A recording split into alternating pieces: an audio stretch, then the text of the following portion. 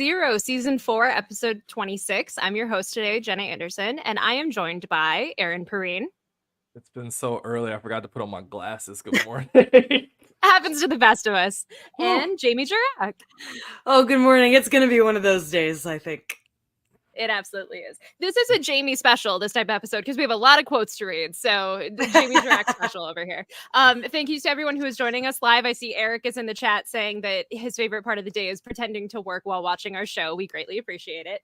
And thank you to everybody who joined and listened to our bonus episode on Monday where we talked about the most misunderstood Marvel movies. That was an absolute delight. I had a lot of fun doing that episode, and I hope y'all had fun listening to it as well.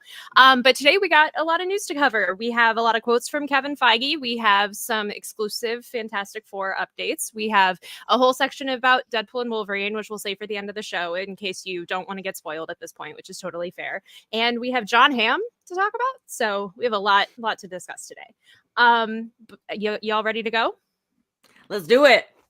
Awesome. Well, so first and foremost, today was the launch day of the official Marvel podcast. As BD said when we talked about this, I think last week on the show, go listen to the show, but listen to our show first. So Kevin Feige was on their inaugural episode, and he revealed a lot of details that were really, really interesting, beginning with he squashed a debate that we've had on the show about half a dozen different times at this point. He confirmed that Fantastic Four is set in the 1960s, and it is a period piece. And so the quote is, "So it is a period piece. There was another piece of art we released with Johnny Storm flying in the air and making a force symbol, and there was a cityscape in the corner of that image, and there were a lot of smart people who noticed that that cityscape didn't look exactly like the New York that we know now or the New York that existed in the 1960s in our world. Those are some smart observations." So we know the answer. It's finally confirmed. BD's not here to debate about it because I know he was kind of not on board with the period piece stuff, but now we know. I'm so happy because one, I think it's going to look cool. I think like the visual style of this is going to be awesome. And I'm really excited for that setting. But also we've talked about this so much, but we're still in the multiverse saga, and let's get to another multiverse to care about, right? Like, what does it mean? Ooh, I think it's really exciting. I'm very pro.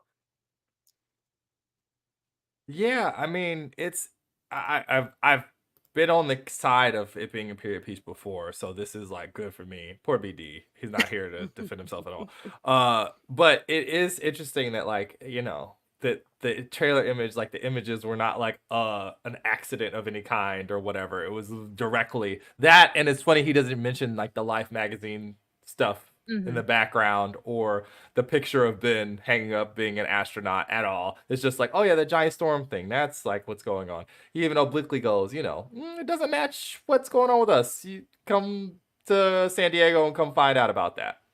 Absolutely. Well, on the topic of that, so Feige also did mention that FF will start filming on July 29th of this year, right after San Diego Comic-Con. And so that, I know we had this debate on the show of like, if that is true, what does this mean for the movie's release date? I have a feeling we will find out at Comic-Con, but it is still wild to me that this movie would potentially film and then get released in less than a year, especially now that we know that they're doing the 60s and like the aesthetic is probably going to be as intense as it is. We'll see. I don't know. I said my piece before. I feel like some stuff that happened. Some stuff has already happened. Also, why would it be the day after Comic-Con? I don't know. If you're going to play a werewolf with all the actors, why wouldn't you play it with Feige too? Very true. That is a good point. And so also in the same interview, Feige confirmed a thing that fans have been wondering for a while, which is that Wonderman is a real show. He did talk about it. He said, "We have a show coming up that we've talked very little about called Wonderman that I don't want to talk about much today either, except to say it's extremely different than anything we've done before. And it's very exciting to be part of a company for 25 years or more and still be able to do new things." So Jamie, take it away. Interesting. Sounds to me like we're gonna get a great love affair featuring one Wanda Maximoff. No, I'm curious what that means because I feel like they always have to say that. Like, oh, it's different. Oh, okay. Well, I mean, Phase 4 they pulled that off. Every single thing I feel like they did was wildly different. So I'm interested to see what that could possibly mean. I have no idea. Surprise me. But if my girl's in there, I'm gonna love it no matter what. We'll see. There's no way to know. She's filming a lot of things right now. She's like got a lot going on. So I'm just, it's McClown hat and nose and shoes, because well, if anything, we might get a cameo, but I'm still gonna pretend that she's the co-star of this program. Listen, we welcome clowning on this show. This is a clown-free, like clown safe space. I'm just happy, even if Wanda is not in this, getting Yaya in a Marvel project and having it be something like Wonder Man. I know, like the rumors and the rumblings about the show have been like it's going to be very much like a Hollywood satire, and so I am super curious, like even without the Wanda part of the equation, like what that ends up looking like. My dream for this show is that while he's acting, since it's supposed to be a Hollywood satire, one of the other people on one of the shows is literally an actress named Elizabeth Olsen, and it's Elizabeth Olsen. I really, just for the Jamie the next morning, so I can sit down. I'll be sitting at this chair all night, being like, "Oh man, Phase Zero is gonna be amazing tomorrow." Like Julia Roberts in Ocean's 12. Is that what? Yes, yes, exactly. Now I'm just picturing like the Mary-Kate and Ashley like VHS tapes in the background of some scene. It's like, what does this mean for the implications of the MCU? And then Jamie's brain explodes. What? Wow. That would be nice. And then Feige did talk about Deadpool and Wolverine a little bit. This is not really a spoiler, so I felt comfortable putting this in this section. He said the entire thing is just as gory and just as foul-mouthed and just as R-rated as you would expect, but it is also extremely endearing and emotional. I think to Jamie's point, this is kind of the thing that people say about these movies all the time, but it's still a nice quote to hear. So I don't know. He also said it like blends the X-Men movies and like the Deadpool like franchise like more than just like the actual like characters or whatever, like the tone or whatever. So I don't know what that means. I'm like, what the heck does that mean, dude? Are we just gonna see all the people? Like, are we just gonna go through it? I don't know. We have a month to find out. It's creeping up on us.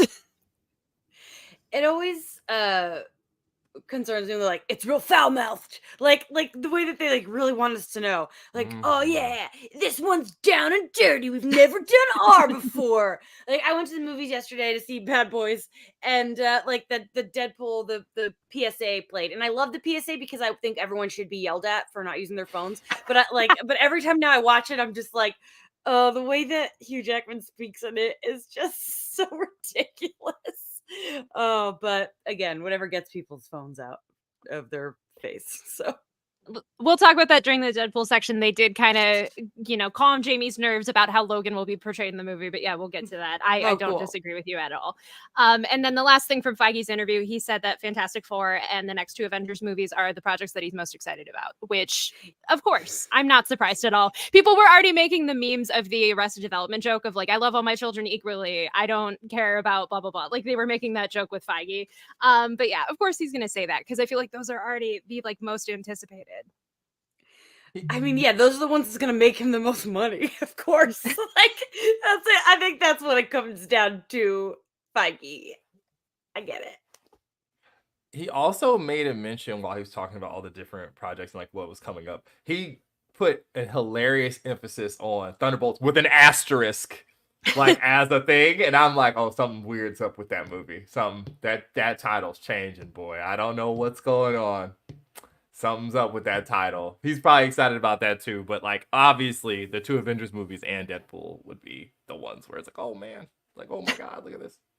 Our Dark Avengers theories lives for another day. He said it. It wasn't me. I listened to the whole thing. I was like, what? Why? What's going on with that? I had other stuff to write up though.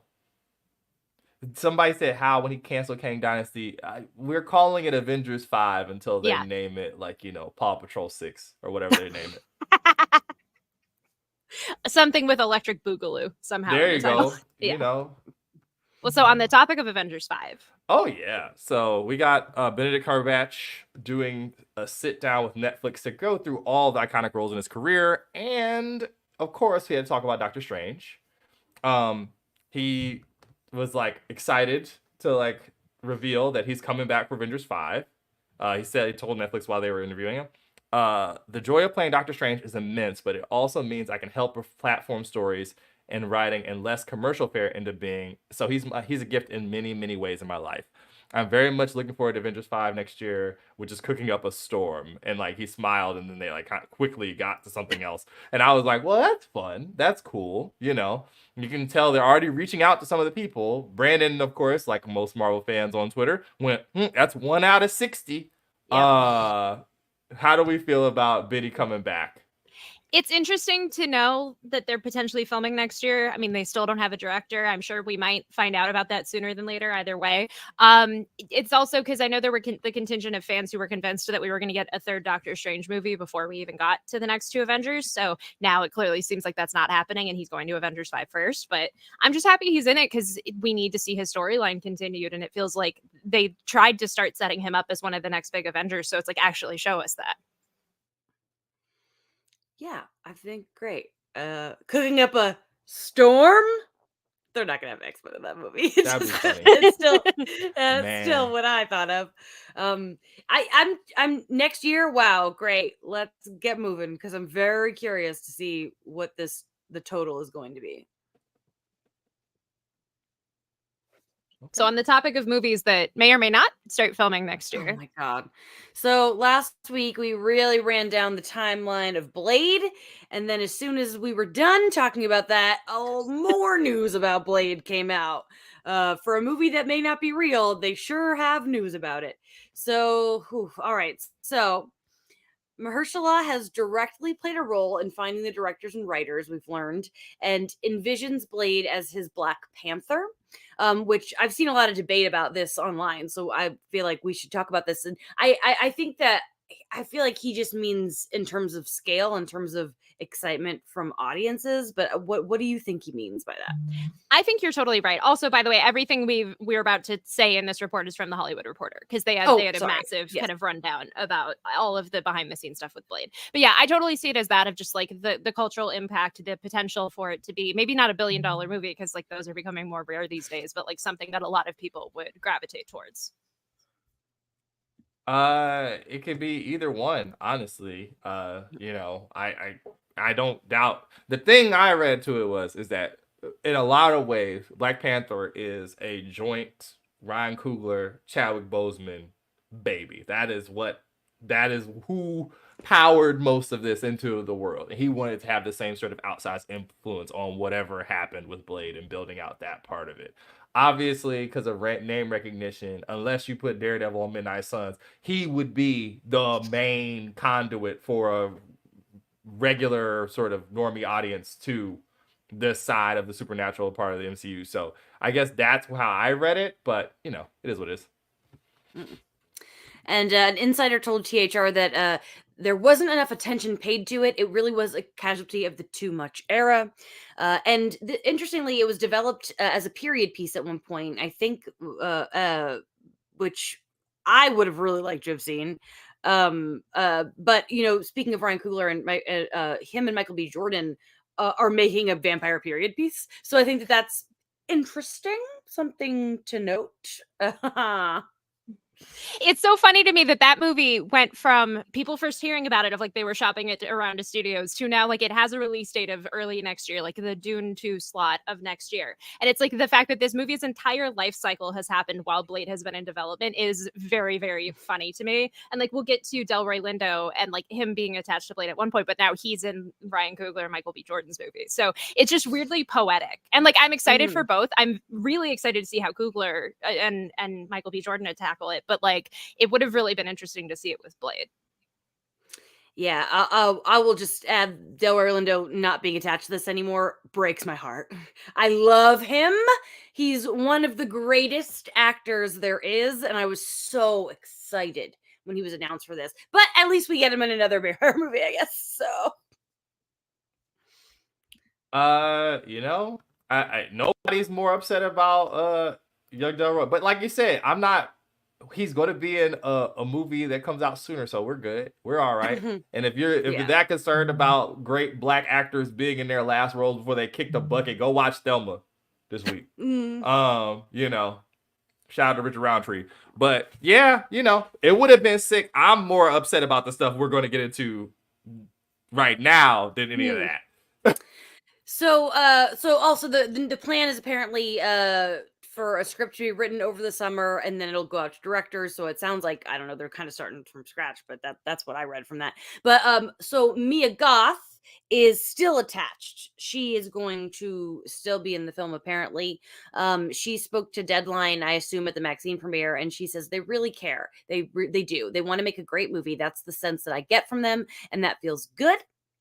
So that's good. And then apparently a previous version of the script, the period piece, was the 20s and featured Lilith trying to steal the blood of Blade's daughter. And so, do we know for sure if Mia Goth was playing Lilith? That's kind of what the report implies, is that like she was brought on to play Lilith, which like that was basically the prevailing theory when she was cast anyway, because that is absolutely like the vibe that she gives off.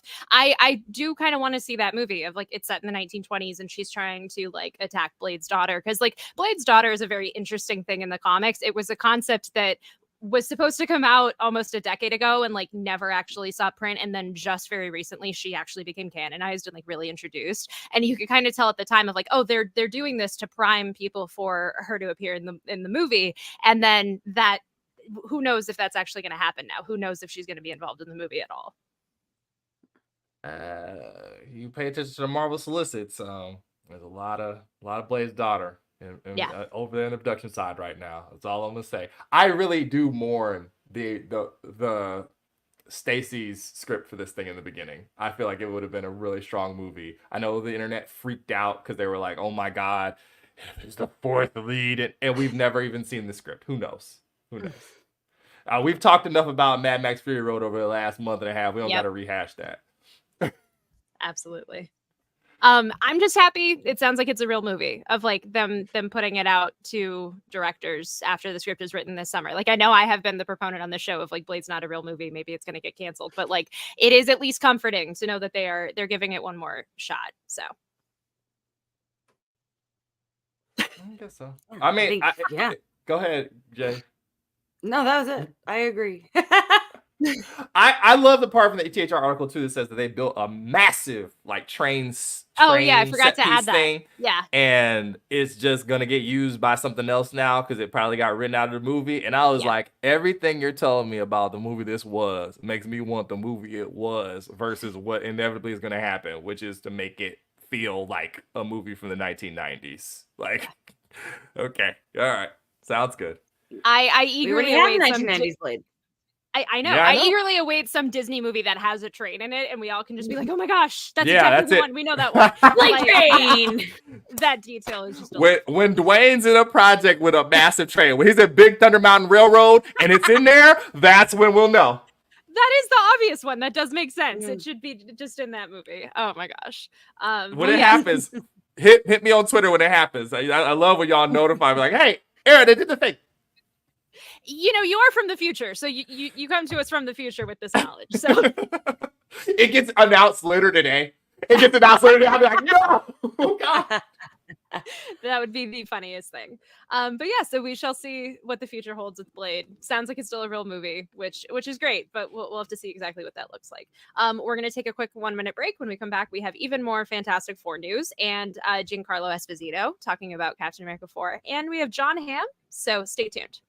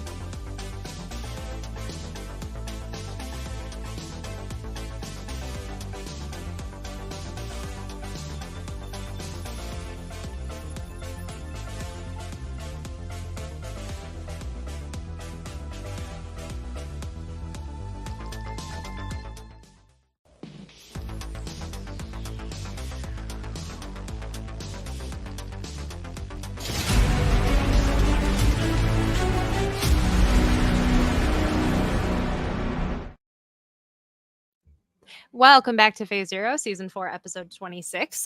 We already talked about Fantastic Four a little bit today, but we have a lot more news in regards to that movie, which is a great thing to hear.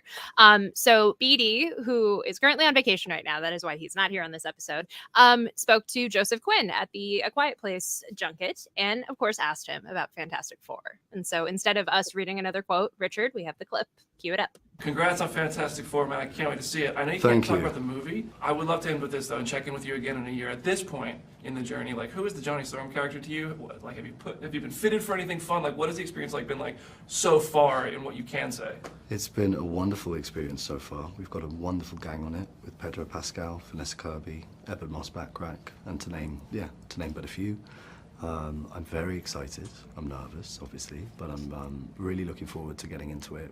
The script is amazing. The director's fantastic. The intention behind it is we're going for it. So yes, Can't wait to see it. I'll talk to you in a year. I'll talk to you in a year. You know, I can't wait. Thank you so much for the time, and congrats. This movie really is excellent. Oh, I'm pleased you enjoyed it. Thank you. Thank you. His nervousness is so cute. I just have to say that. Like, the fact that he said he's nervous is very charming to me. But yeah, Jamie, what do you think? My favorite part of this is Lupita, who is like, I know this game. She's like watching him, like she knows. Yeah. She's been there. I love she's like how's he gonna handle this one? I was watching her more than I was watching him, but I think he gave it a nice answer. BD did a good job of approaching the question, because he can't sit in front of that man and not ask about Fantastic Four, and I think he did a good job of asking something that could get a response. Absolutely. Yeah, Richard, this right here. This is the energy. Yeah, for the audio listeners, we pulled up the video again just to see Lupita watching Joseph answer the question. And Jamie, you are exactly right. I love it. That's like, there was a clip going around like Jodie Comer and Austin Butler, and like Austin gets asked about Heat too, and like Jodie is just watching him intently the entire time, like trying to see what he has to say. I love those kinds of interviews. But yeah, Aaron, how do you feel about this quote? I mean, God bless Joseph Quinn, because he's the one with the movie coming out. So he's the one who has to sit here in front of everybody. We'll get to some of the other members of Fantastic Four having to do this, but like, he's the one who's been out here the most. And it's not going to stop either, because he's in freaking Gladiator 2.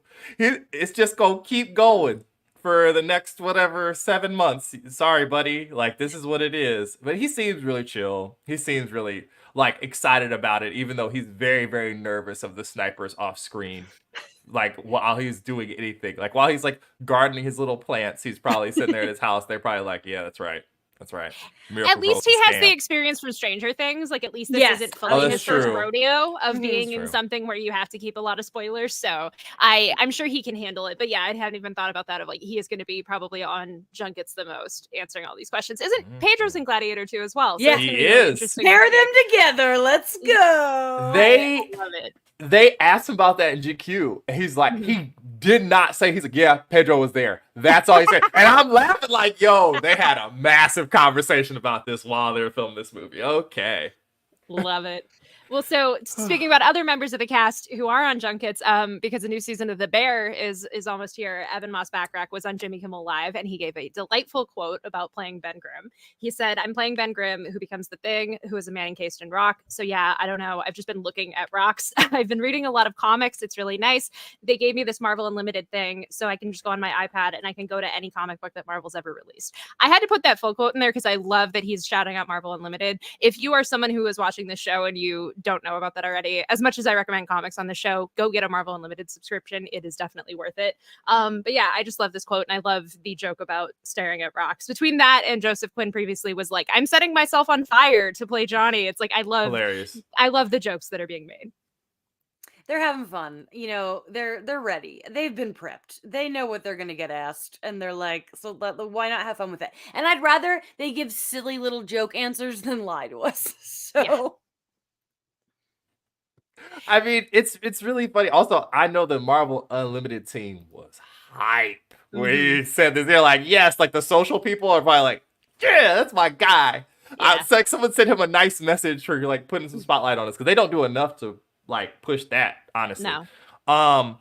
It's interesting too, because I feel like with him, like we're all so focused on Joseph Quinn because he's in front of the cameras, but like the Thing as a whole enterprise seems interesting. It's the person that everybody wants to see in live action the most, to see how they're approaching it, to see how it looks, whatever. So I'm sure he got extra, Pedro's an old hat at this thing by now. He's in like 7 of these things where he can't say anything in a freaking interview. But you, sir, do not let them know anything about what's going on. Do not say anything. Talk about your rocks. Like, I hope he starts. He has said some stuff. Like he said like the mocap versus the practical stuff. Like we've talked about it before on the show. So it's like he has revealed just enough while still having the media training of not revealing anything. You think he's gotten a strike one text yet? You don't think he got a strike one text for the mocap thing? Because I think he might have got strike one. No, it's like, literally they said that. Like I think who said that he got a strike one text from Feige. I honestly somebody was like, yo, that's strike one. And I'm like, yo, they have unlicensed. You know how you don't answer the phone when you get a weird number? Yeah. It's just an unknown number that says strike one. You know who that is. That's not an unknown number. You know that's coming from Buena Vista. It's not a game. Oh gosh. I like the chat is already joking about this, but I hope Pedro goes on some sort of press tour and says he's like stretching himself thin, like prepping for this movie. I hope we just get all 4 of them making puns because it is utterly delightful. But yeah, so keeping the FF train rolling.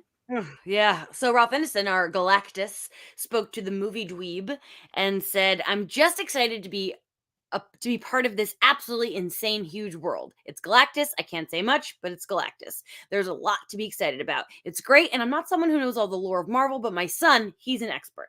He's 25, so he's been schooling me for the last couple months. Always this or this. No, this person's not connected to this. So he's been teaching me all that. And yeah, I mean, I loved it when I got the part and I read the script, and I was like, that's cool as..." And now the more I've understood about the universe, the way it all fits together, I'm like, yeah, that's really cool. So shout out to me for not reading that ahead of time and not accidentally reading those words out loud. I was so worried. I know. I got this. Cold read, baby. So I love this because I feel like Ralph is going to be like the Alfred Molina of this movie, or like the Patti LuPone, where this is a really seasoned actor who is not used to like having to deal with this kind of nonsense. Even though he was in Guardians 2, like he had like a teeny little part. I look forward to what else he's gonna say because he's already cursing. I love it. Yeah, good for him. And I like that is a perfect comparison. Yeah, like I love that his son is helping him. I think that's cute. It's so adorable. I hope we get some sort of like clip with him on par of like Patti LuPone being like, and it's a musical. Like something from this is inevitably going to get memed from him talking about this movie. And like, I love it. I hadn't listened to his voice a ton before this, and listening to the entire interview, Jesus Christ, tremendous casting. Good job, Sarah. Way to go. Big fan over here. I'm pulling for you. It is interesting too because I asked about like whether he wants to like continue on.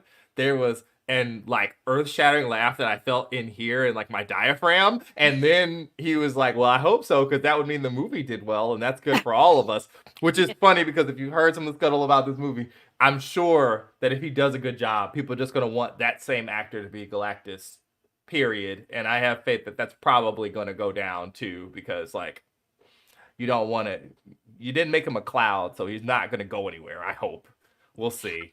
I was going to say they would have to do something like really that doesn't hit the mark in order to need to recast him whenever we get to Galactus again. Like I have a feeling he's going to stick around. I have a feeling we're not done with Galactus with this movie, but I'm glad we're at very least getting him in this to start off. Yeah. Yeah, Fantastic Four. The vibes are good. The vibes are better than some of the stuff. I can't believe we're at this point. Like, remember when we used to just be stuck in the hell of fan casts and just of casting rumors and we knew nothing? And now here we are with like a dozen people that are potentially or confirmed to be in this movie. Like, what a time to be alive. 5 months ago. Every week we're just like, please put us out of our misery, please, God. Margot Robbie, Adam Driver, just so many names. I've blocked it out. Yeah. Well, someone who's not going to be a Fantastic Four, people thought he was, and he's in Captain America 4 instead. It's Giancarlo Esposito teasing his role. I think he was on a red carpet for something. Was it for Maxine? Yeah. Jamie was there. Teases his role to Deadline, and he says, "In my other life, I'm a real badass, and you see me play a little bit of that intellectually as Gus Fring, but when you see me in the MCU, you're going to see a badass, and I'm excited for that. Acting is using every part of your body, your emotions, your senses, your feelings to portray something, but you haven't seen me use my body in a way that I'll be using it. The MCU is exciting. I can't tell you who I'm playing, but you're going to be excited when you see." So there you go. got him playing another bad guy, but this time hurting people, not emotionally, physically. What do we think? I like this response because I know a lot of people have been like, oh, he's so good at playing a villain, but we've seen him do it a lot.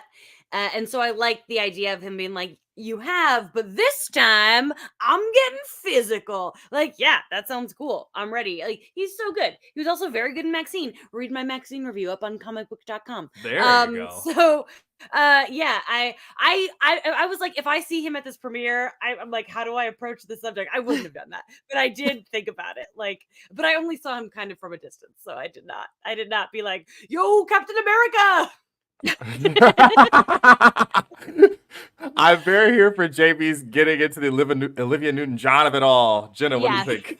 I also really like this quote. I do think this is a good quote. I'm like very curious what he means by like the physical aspect of it, because like we know from the descriptions of the footage from CinemaCon of like Carl Lumbly's out there doing stunts and we have stunt doubles for him. So it's like if we're already at that point, like I'm very curious even who Giancarlo is playing and like how physical that character is going to be. So I'm excited. I mean, there's a lot to be excited about. It's funny because this will be like one of my first main things, because I'm like, listen here, I'm on the internet like you guys said about wrestling. I've seen the Better Call Saul and Breaking Bad memes. I've seen them, but I ain't sit through all of that. I've seen select episodes. I know that pizzas go on top of houses. I feel bad every time I hear Jesse's voice because I just feel terrible for him. But I don't have this whole thing, and I ain't watched The Boys neither, so I'm like, what? Why? All I know is like Moff Gideon and some memes and some YouTube compilations. I don't know what's going on. It's gonna be great. I'm in the same boat, Aaron, so you're not the only one. Really? Okay, Yeah. sweet. Thank you, Jenna. Gus Fring is genuinely one of the greatest TV villains of all time. That's what I've heard. It's both shows are phenomenal, but I won't push it. But you should watch them. Speaking As of she says in front of a wall full of DVDs and steel Yes. books. Yes. Oh, well, what can you say? So we got a little Jon Hamm quote as well. Jenna, earlier you were like, we got Jon Hamm, and the way you said it, I was like, Jon Hamm showing up? At this point, who knows? This man is just everywhere, so wouldn't put it past him. You know, he spoke to the Hollywood Reporter and revealed that he's pitched roles for himself in the MCU. He said, I've pitched myself for a couple parts of the Marvel Universe. I don't want to say what exactly, but it was a part of a comic book that I really liked. I was like, are you going to do this story? And they were like, yeah, actually, we're thinking about that. And he goes, good. I should be the guy. So maybe it'll work out. I think that's interesting. We all know that he's a name that's been tossed around for Mr. Sinister, which I think would be cool. Who knows if that's what he's talking about? But the idea that he has knowledge and approach them about said knowledge, I think is very interesting. Do you guys have theories of who it could be? Do you think he's talking about Mr. Sinister? I would love that if that was true. I know, like, he's just been one of those, like, always a bridesmaid kind of people in the comic book discourse of, like, everyone wants him to play Batman. Everyone wants him to play, like, older Superman. Everyone wants him as Mr. Sinister. Like, he's always fan cast and has never actually played anything. Part of me would love it if it's, like, a super, super deep cut character that, like, nobody would ever pin him as, but, like, he personally likes and just wanted to bring to the table. But, yeah, I feel like we got so close to him as Mr. Sinister in the Fox movies. It would be nice to finally cash in on that, because I also feel like it would actually go somewhere in the MCU, but I would just love to see him regardless. He seemed in this Vanity Fair profile like a turbo nerd, and that's really endearing. Someone that cool to be like just in the weeds of Marvel Unlimited or actually physical comics the way that he is seems really, really cool. I mean, the fans want the Sinister thing, so let that happen. Fine, whatever. Yeah, I think we've already got a Doom, so he can't be that, unfortunately. I think that's already laying in the weeds somewhere in the Fantastic Four of it all. But Sinister wouldn't be bad. He wanted that, and it seems like there was other things too. It seems like he just has Kevin Feige's number. He's like, "What about this? What about this? Huh? He's just sitting there with his big white thing. See, I'm on the internet. I've seen the show. I haven't.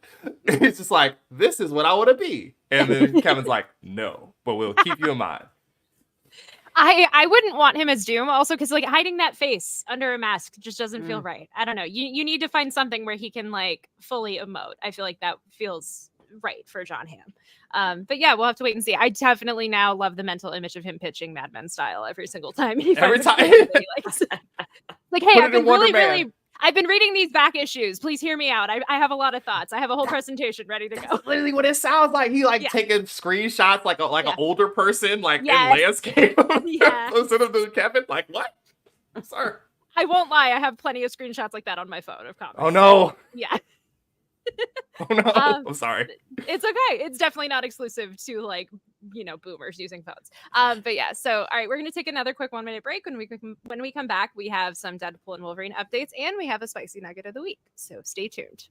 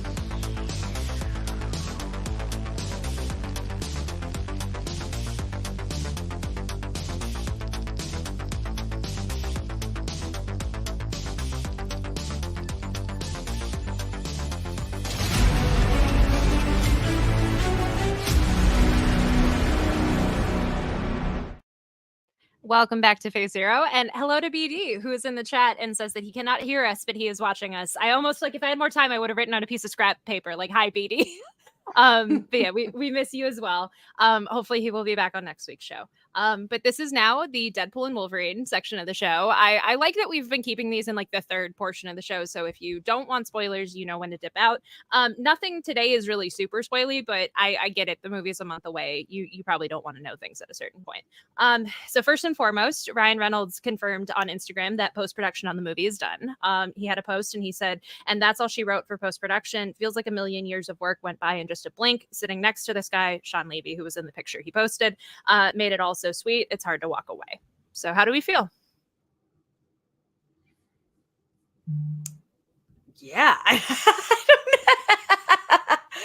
Ooh. I don't know. I don't have any opinion about this. Great. It's over. The movie's coming out soon. It should be done. I mean, I'm glad that we're not up till the absolute 11th hour doing all of this. That is encouraging. But yeah, I mean, the weird walk away thing too is like strange. I don't know why. It's like maybe he just really loved it. He's got to go back to running his team. Wrexham needs another, sweeper. He's made some signings the last couple of days. I don't know. It's so funny. We're going to microanalyze. It's going to get worse, guys, the next 4 weeks. Everything they put out, everybody's going to be like magnifying glass, magnifying glass, magnifying glass. So excited that it's done. Excited that we get to talk about it sooner rather than later. I interpret the hard to walk away thing as like this movie has probably consumed so much of his creativity and so much of his attention. And so just like probably now shifting gears to not have to work on it anymore. Like I totally see it as that. Obviously, we've spoken about like Deadpool 4 and what they may or may not do with that and whether that may or may not happen. But like I'm sure it's just trying to, like you said, shift gears to any of his other creative projects, because surviving multiple strikes and all of these delays and even just the work of working on this, I'm sure that has taken a lot of time. So, and then Sean Levy did an interview with Total Film where he talked about what Marvel Studios would not allow in the movie. This isn't really a spoiler. It's just kind of joking about stuff that we've already seen in the trailers. He says, I'm so wary of what I can say, but there were early conversations about overt drug use, and we thought that was an interesting conversation. Let's actually write a dialogue scene about having had it. And so that's how we get the joke in the trailer about all of the nicknames for cocaine. So, I mean, this is still the mouse, guys. I don't know. They technically released the first Omen this year, so at this point, like Poor Things is on Disney Plus in some regions. Yes, exactly. It's a madhouse. What a world. And then, so Jamie will be glad to hear this. So Sean Levy also spoke to Vanity Fair, and he said that Logan will not break the fourth wall in Deadpool and Wolverine. He said so many actors come into a Deadpool movie and they're like, great, I get to talk to the camera and break the fourth wall. We're like, no, there's actually a system here, and that keeps Deadpool's tone unique to him. So I know you've complained about like how much is Logan's humor going to be similar to Wade's, but at least now we know he's not overtly breaking the fourth wall in the movie. I guess that's just for the little trailer, little PSA. I'm fine with that. Great. It's interesting too in the piece at Vanity Fair, that giant profile where I realized that they're big fans of ping pong. That they want to not, like, they're so scared of stepping on the toes of Logan. That's the stuff you get from me. I'm like, they don't want to contradict that as much as they possibly can. Which I'm like, but how can you not though? Like, it's the same guy. Like, that's the last time we all like seen him, really, realistically, in these movies, in this universe. So that's gonna be interesting to see them kind of juggle. And then I guess Jackman says, and it's just something where another thing to annoy him about Deadpool, that would be funny. I don't know how much mileage, how many times I'm gonna laugh at him being like, who the heck are you talking to? But the first time will get me. It will. I'm really easy. Poor Jamie's just like already dreading. You can see it like leaking out of her. Like, no. See, if BD were on the show, he would be like, come on, guys, it's going to be great. Don't worry. Like, I know he has a very different view of like the humor than some of us do on this show. So I'm excited. I hope it's good. I want it to be good. I just, I'm not going in like, sometimes it's like, yes, I know for a fact this is going to be the best movie of the year. I'm going in smart, but I'm still excited about it. sometimes that's all you can do. So I commend you for doing that. But yeah, and then to wrap things up on today's show, we have the return of everybody's favorite segment on the show. Boy. Oh man. Richard, drop that basket, buddy. Man, look it's been so long. It's been a long time. We shouldn't have left you without this spicy 5-piece snack too. It's Aaron's Spicy Nugget of the Week. What's going on? So this week we got Spider-Man, because what else am I going to talk about? You know, some people in the chat have realized that that's like a funny little bit that keeps happening. Well, I swear we did not structure the shows that way. It just ends up going that way a lot of the time. Jeff Snyder's The Hot Mic podcast talked about Sony is casting a live action version of Miles Morales, and the internet responded with the kind of candor and decorum that you expect from a public bathroom stall. No word on if this is for Marvel 2, like Marvel Studios 2. No word if what project your live action Miles Morales is attached to, which is the thing that went up in my brain. I was like, oh, wait a second. Whoa, wait. Why are we casting him so far out? We haven't even, there's no script for this thing. There's no anything for this thing. Why would we need a Miles in live action for that if it is even more embryonic than Blade? So what do you guys think about a live action Miles Morales getting cast? On one hand, I feel like this is just a guess because, yeah, this is inevitable. Like, we all know this is going to happen at some point. He's one of the biggest characters. I wouldn't be surprised if they're like in the early phases of this, but I think it'll be probably a minute. All I'll say is I hope that it's somebody who isn't like super famous, like the way that Tom Holland, like, you know, he'd done some movies and stuff, but he wasn't a household name. I'd like that because let's get some fresh blood out there. I think that would be interesting. But yeah, like, of course this is going to happen eventually. Just a matter of when. I will say, I feel like people are missing one possibility of why they could be casting, which is Beyond the Spider-Verse. We know that movie's in the works, but we don't know. Obviously, in another world, it would have already come out, but we're not in that world at all. So we don't know when it's coming out. We don't know how far along they are in working on it. But obviously the prevailing theory has been that they're going to go to some sort of live action universe. So I fully would not be surprised if like they're casting Miles to cameo in that. And then maybe we see him later on at some point, wherever we see him. I agree with Jamie. I hope it's somebody who isn't super famous. I had honestly kind of been gunning for Jarrell Jerome, who voices the other Miles at the end of Across the Spider-Verse, because he's the right age. I felt like that would have been really cool to see him in the live action context. But like, if we're not doing that, I hope we go with like as unknown of an actor as humanly possible. Like I don't envy that person, but I hope that we go with somebody who can like really grow with the role and like start fresh. I mean, I think that's what we're doing. That was the undertext of what I was saying. I was like, yeah, I think that's exactly what this is for. However, like weirdly enough, this is a preview for me for what the Storm casting is going to be, because there's like most of the fan base wants one specific criteria that some casting directors might not be as adherence to. Heck, it happened with Kamala too. Yep. Like where it's like, hey, there's some things that need to occur for this character to kind of respect where the character comes from. So I hope we get the Afro-Latin actor, and I hope it is some young kid that just ain't been in nothing, so they can get the benefit of the doubt. And that I hope people are nice, but it's the internet, so they're not going to be. Doesn't matter. I listen, y'all worried about that. Prayers for that kid who ends up being Harry Potter in this thing that they're going ahead with in 4 seconds. Oh, I know. You poor child. I don't know why they would do this to you. Like, look at how they massacred my boy on day 1. Or even funnier because it's that stupid franchise. It's my boy. My boy. Wasn't that Pattinson? Oh, yeah. Wasn't that Pattinson that died? Yeah. Ooh, I'm pretty spoilers sure. for a book that's in a movie that's like 8 million years old. Yeah, but hopefully it goes okay. And the funny thing also, hilariously, I think, who was it who said this in the chat? Langley Amelia, who said, if Lord and Miller are involved, then we feel 8,000 times better about this. And I'm like, unfortunately, I kind of agree. It's like, ooh, hopefully they're around.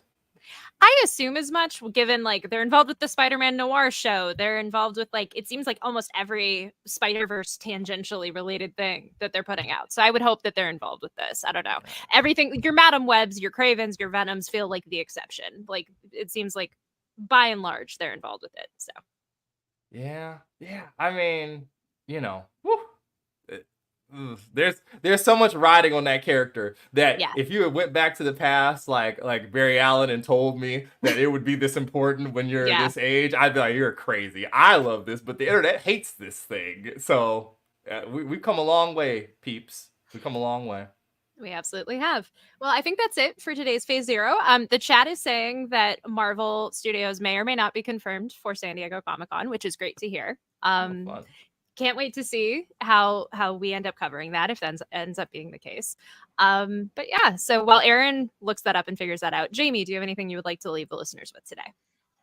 Yeah, speaking of spicy nuggets, I went to Jack in the Box yesterday for a preview of their new Deadpool chimichangas that are coming out for a limited time, July 15th. And they're bringing back their spicy chicken strips. So I ate some spicy chicken last night. I thought of Aaron while I was consuming it. And they have like all this fun Deadpool stuff going on. It was really cute. Check my Instagram and like 15 minutes at Jamie Jarek on Instagram, and I'll have a bunch of photos. I got to meet Jack himself, so nice. big stuff. I'd never been to Jack in the Box. It was very funny. My Uber driver was like, "You're going to an event where?" I was like, "No, literally the Jack in the Box." But yeah, everybody, thanks for listening. Don't take out your phone in movie theaters. There you go. Oh Aaron, so it seems like Deadline was reporting the Hall H thing. Yeah, it's Deadline. Yeah, so cool. Again, we all safely assumed it. Like I feel like we've been talking on the show as if they were probably going to be there, but now it's great to know for sure. But yeah, Aaron, is there anything you would like to leave the listeners with today? It's at Summer Lake Hornet. If you would like to get the Cribs notes for that official Marvel podcast that you are going to go listen to after you listen to Phase Zero, hopefully Brandon, you can go on comicbook.com and read all about that. Go read Jamie's Maxine review. Not my cup of tea, but it's gonna be big. Also, I guess I should ask, because Harvey Dent 13 asked, who is my favorite current MCU hero? Oh, come on, it's Sam. But I mean, is he okay? I haven't seen him in a while. I hope he hasn't fallen on hard times. And I got little room to speak, because Jenna and Jamie both, we're all in the drought. It's all of us together. I was going to say, I miss my girl Jen Walters so much. I have not seen her in so long. I'm just staring longingly at a window of like, when will she return from the war? Like, I miss her so much. And Jamie appear in a tattered dress like, oh no, one day. Like, at least our characters are alive. Like, Jamie's is still very, like, the jury's still out. Fine. She's fine. That mountain wasn't that big of a mountain. It's not that big of a mountain.